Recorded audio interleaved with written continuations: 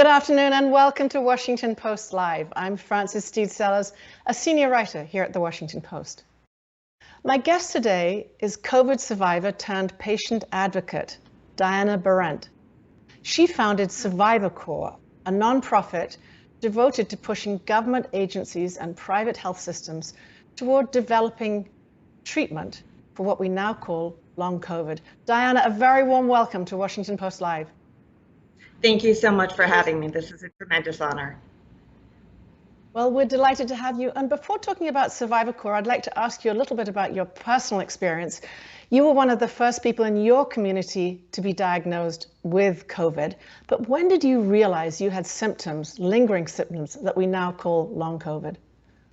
So I had what I call an average Tylenol and Gatorade case of COVID.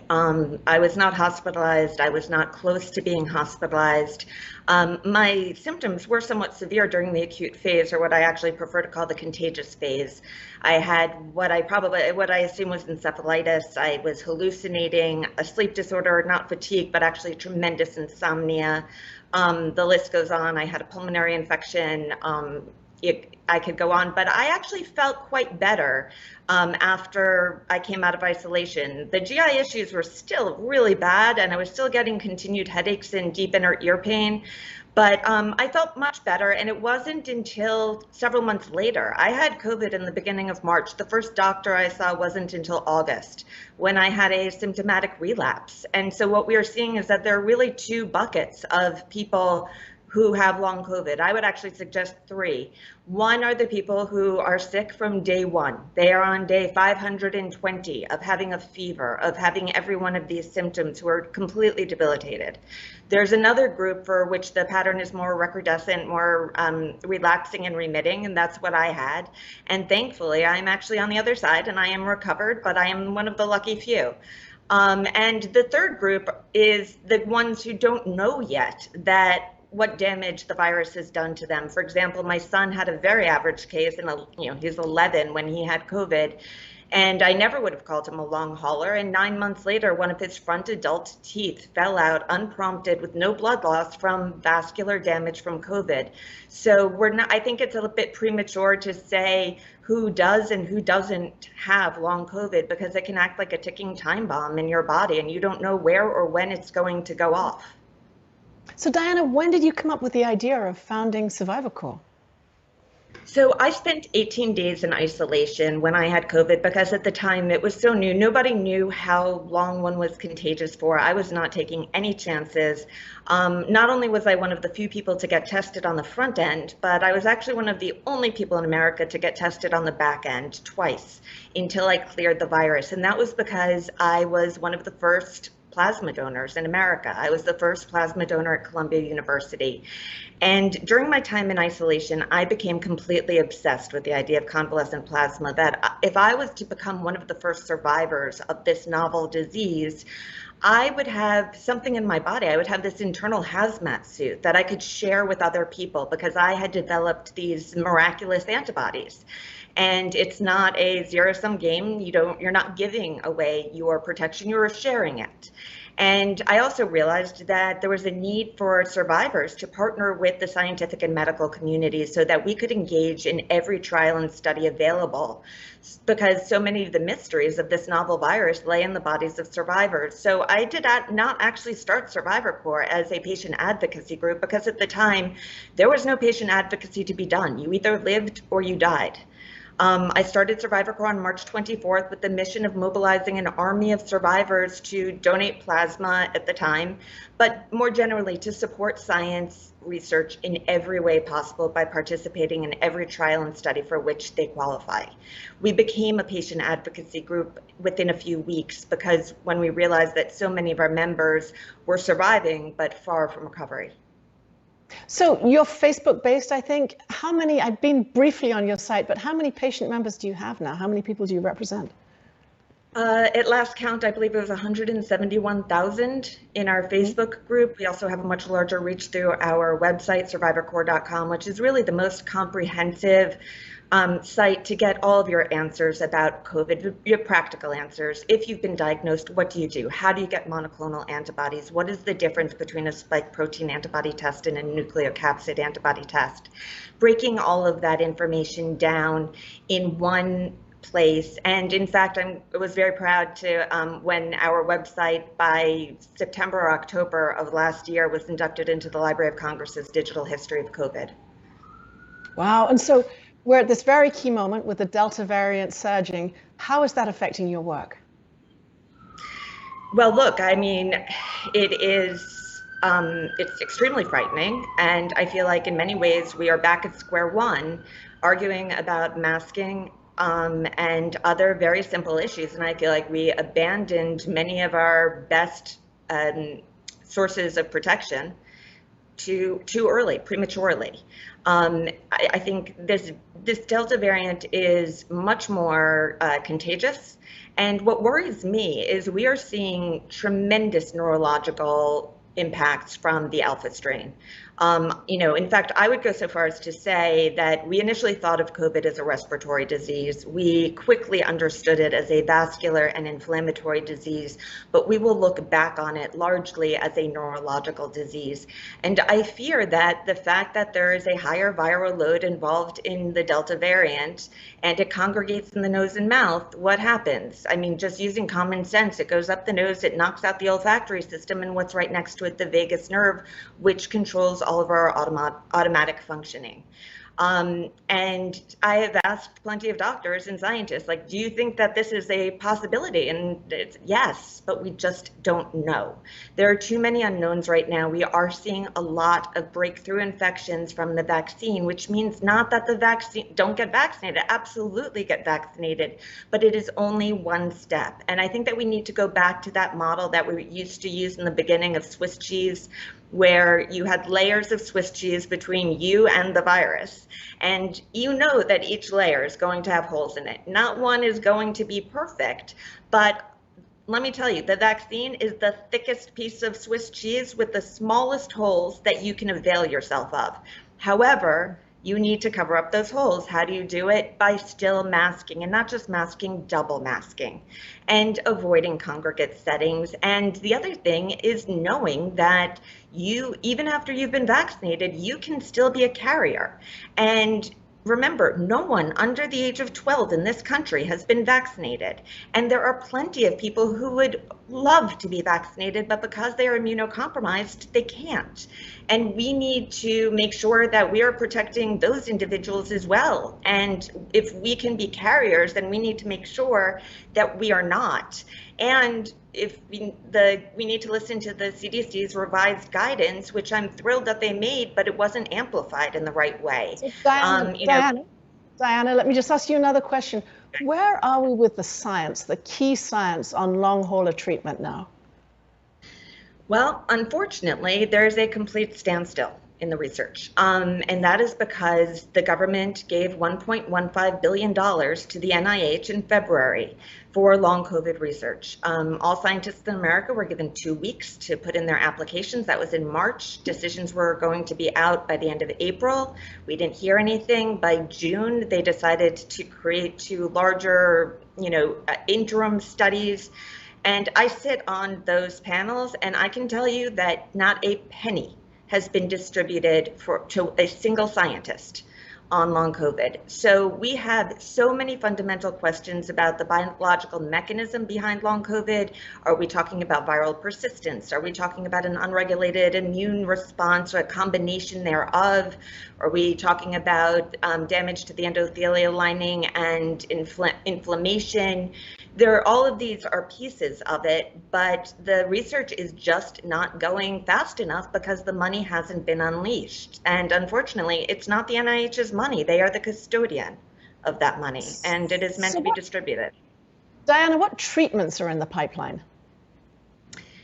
I wish I could tell you. Right now, there aren't any because we first need to understand the mechanism. And so until we can do that, in fact, we started a study with Dr. Iwasaki at Yale a couple of months ago when she had floated a couple of theories on Twitter of what she thought might be responsible for long COVID.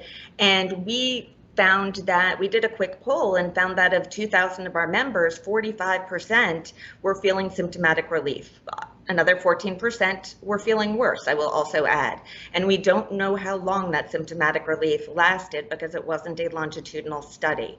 But it was enough of a clue, it was enough of a breadcrumb trail that we were able to bring it to Dr. Iwasaki and start a joint Survivor Corps Yale study within weeks, looking at autoantibody assays before and after the vaccine to try to understand, look, the vaccine is not a cure, but it could be a very good clue to how we develop it, how we develop the road to get to a therapeutic. But unfortunately, we're not close. So maybe you could step back a little bit and just explain to me how Survivor Corps is working with scientists. You're mentioning this joint project with Yale. What's your role as Survivor Corps in that and in helping that move forward? So I'm so glad that you asked that, because I would say that the thing that I am most proud of what we have done over the last year and a half is that we have transformed what it means to be a citizen scientist. We are not working on the fringes. We have transformed it into citizen scientist collaboration. This is Citizen Science 2.0, where citizens and science work together on an equal and valued plane. And we are able to, by doing that, not only have patients' voices heard so that we are studying the symptoms that cause the most human suffering rather than the ones that are reported most frequently, but also because we have the ability to expedite the process. So we can fill a cohort overnight. We just started another study with Yale with Dr. Harlan Krumholz looking at the neurological tremors that are torturing people with long COVID and leading to a rash of suicides and suicide ideation, and it is causing people tremendous suffering.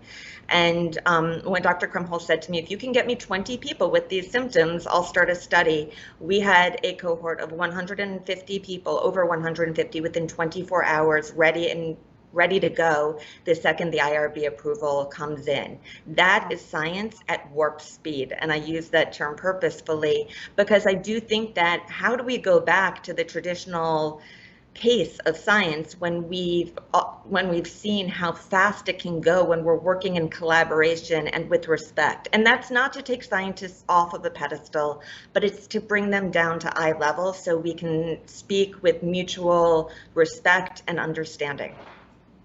You mentioned earlier on that the CDC guidance had changed. Can you just outline what the changes were? Correct. So we actually did a breakthrough infection study, which I published with Dr. Krumholz a couple of weeks ago. It's on the preprint server. And we took that data to the CDC.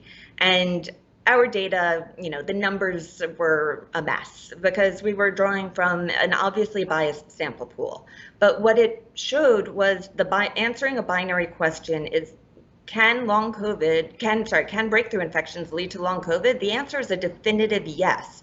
And we don't know at what rate until the CDC starts counting. So we went to the CDC with 3 demands. 1, that we reinstitute masking indoors. 2, that we recommend that people who have been vaccinated continue to get tested and isolate when they are either exposed or symptomatic. And 3rd, that the CDC mandates reporting of all breakthrough cases and vaccine injuries.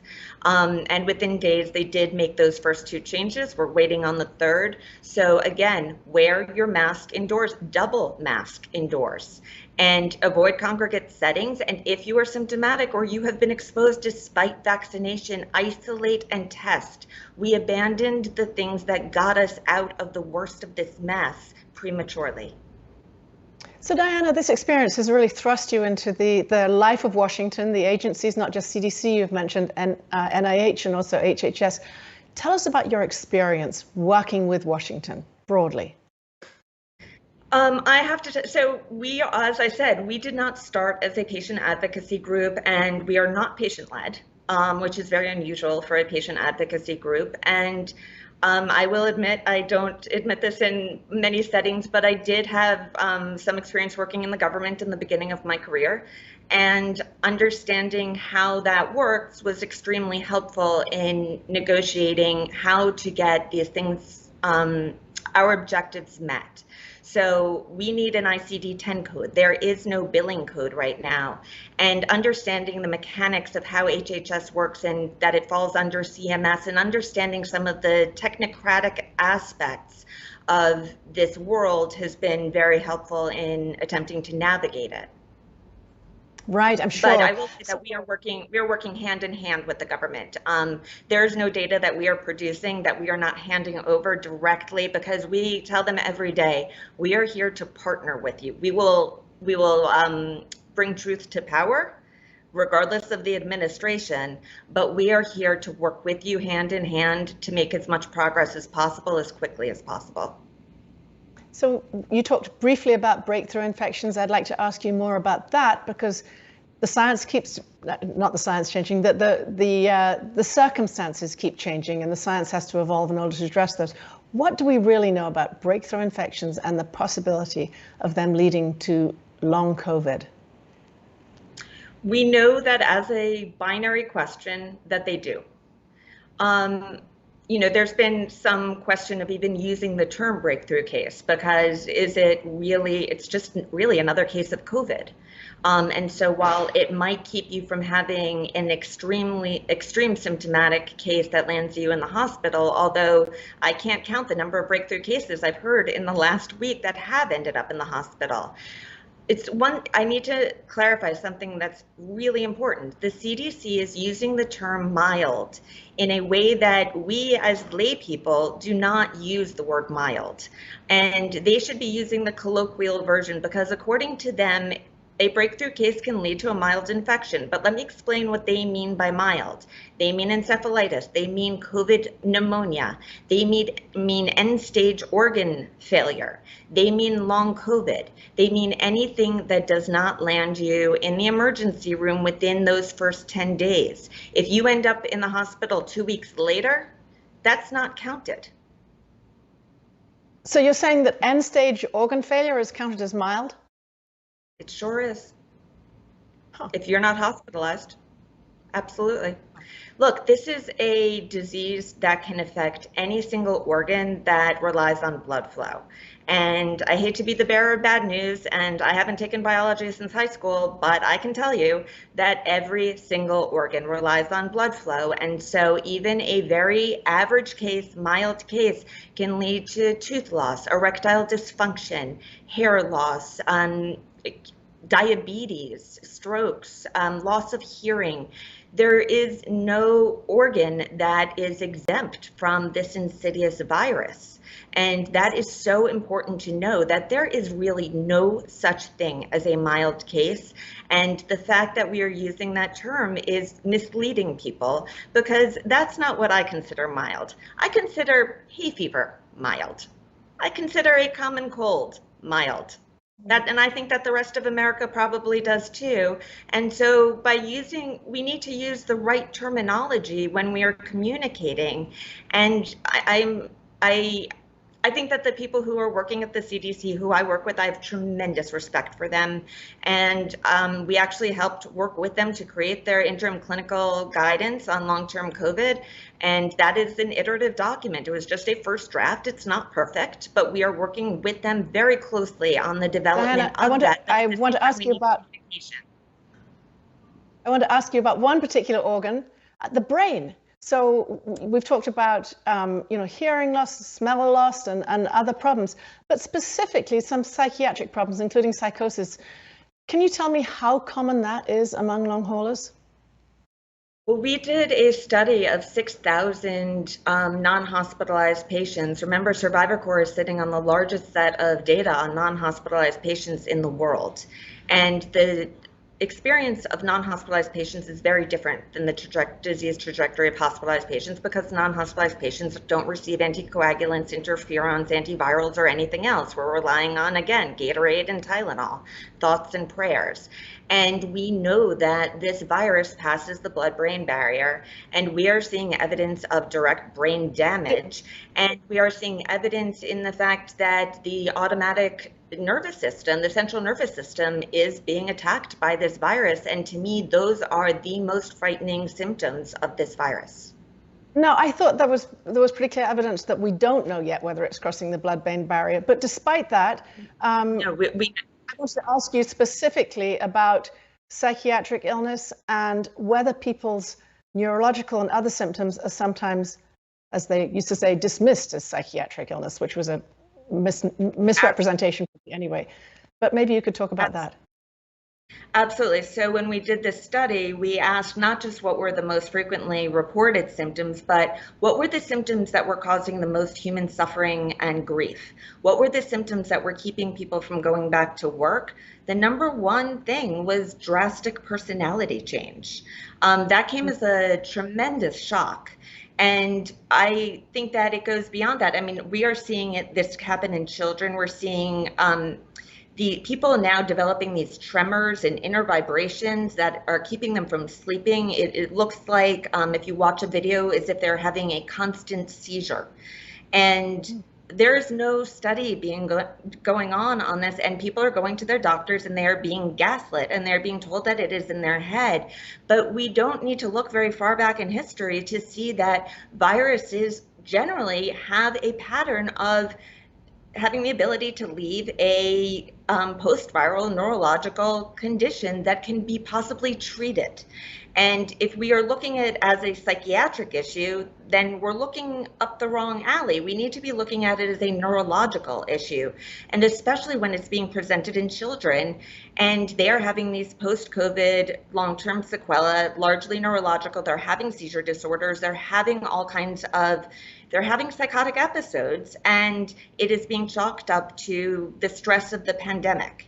And look, there are definitely mental health aspects to this. I doubt that there are very few people who have had COVID or a severe case of it who have not walked away with PTSD of some kind. And I don't want to discount the mental health issue, but I also want to put a very clear line that these are neurological issues that can lead to psychiatric issues. These are not mental health issues necessarily that are leading to psychiatric issues. And I think it's being exceptionally ignored in the pediatric population.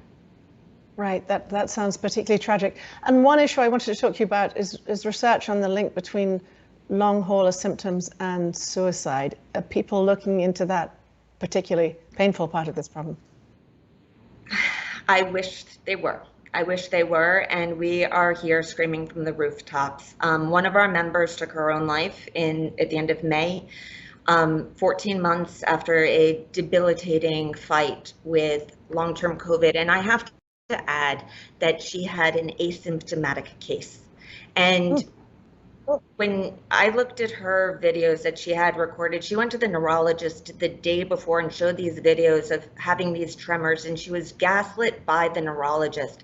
She was never able to get a positive PCR test, and Cedars-Sinai turned her away 5 times. That's another problem with the CDC communication. They changed the rules as part of our guidance, our advice. They took it and said, you no longer need to have a positive PCR or positive antibody test to be diagnosed with long-term COVID.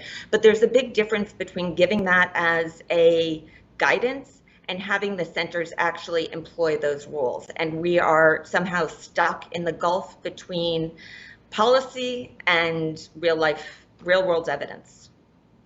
Wow.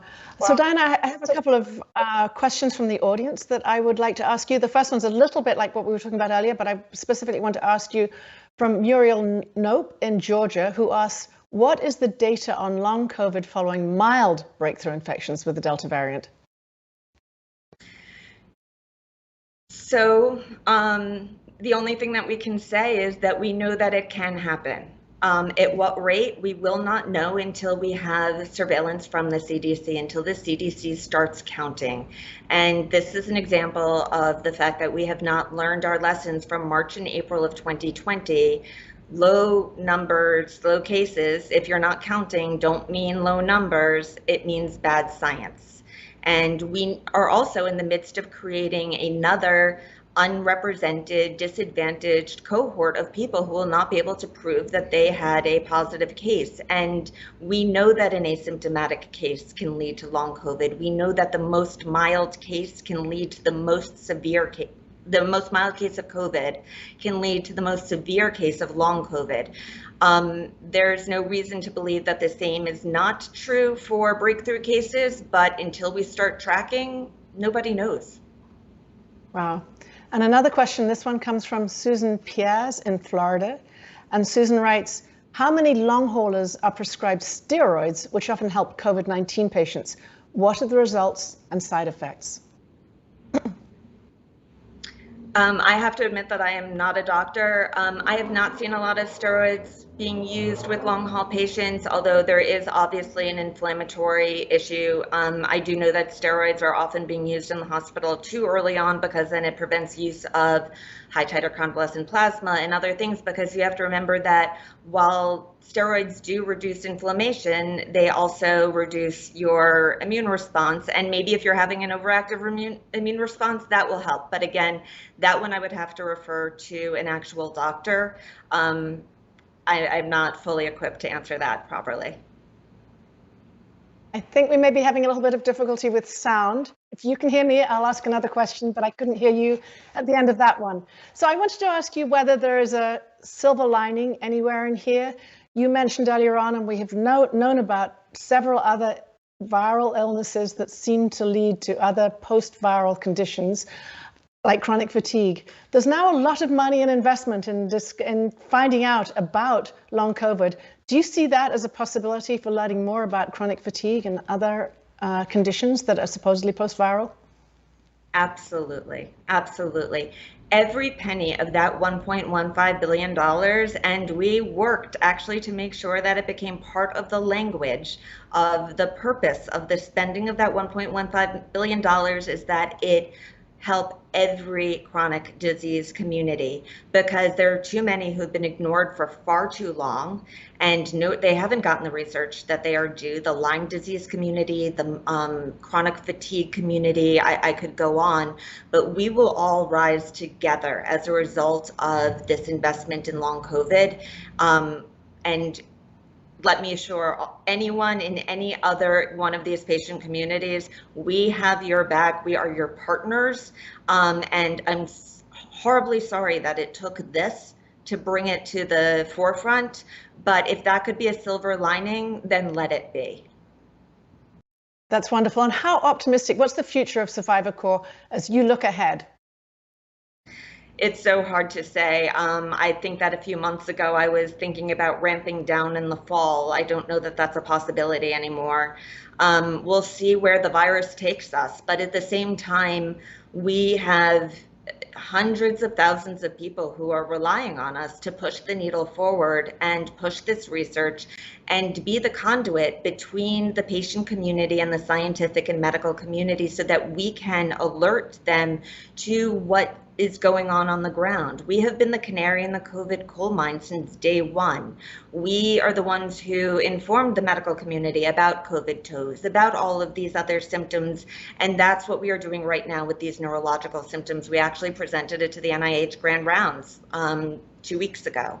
And we are starting this study with Yale. We are relentless in pushing these issues forward and getting the science done so that we can find therapeutics and find relief for people. And if you are listening and if you are having these symptoms, please know, have hope, okay? Have hope. I know it seems bleak, but we are working so hard on your behalf, and we will get there. Hold on. Hold on. Diana Berrent of Survivor Corps, thank you for that hopeful finishing message, and thank you for joining us. Thank you so much. I'm sorry, that's all we have time for today. If you want to know more about programming coming up on Washington Post Live, go to washingtonpostlive.com. I'm Frances Stead Sellers, and thank you so much.